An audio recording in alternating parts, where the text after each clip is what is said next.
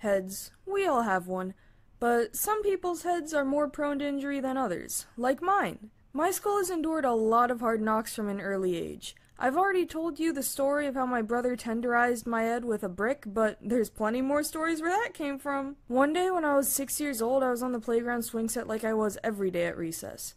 I don't remember exactly how this happened, maybe because of the trauma my brain suffered immediately after, but I ended up flying backwards off the swing from full height and speed.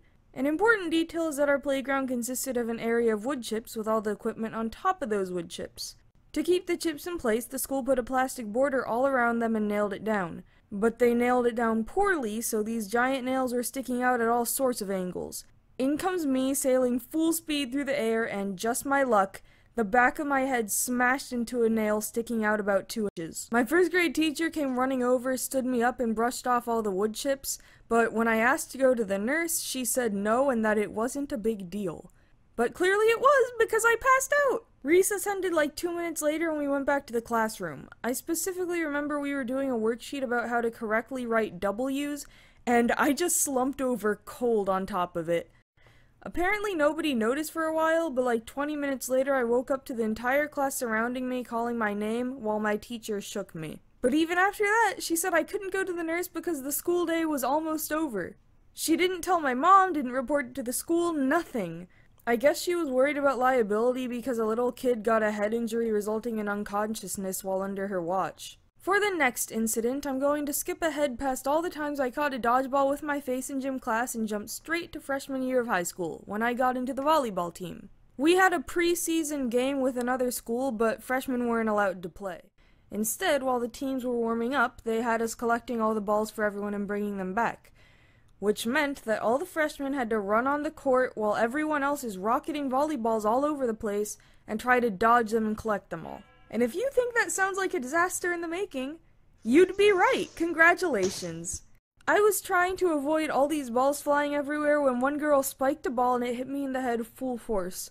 I instantly felt totally out of it and went to the sidelines. My coach started asking questions and he actually got mad at me for not knowing if I had a concussion or not. How was I supposed to diagnose myself? Long story short, I did have a concussion.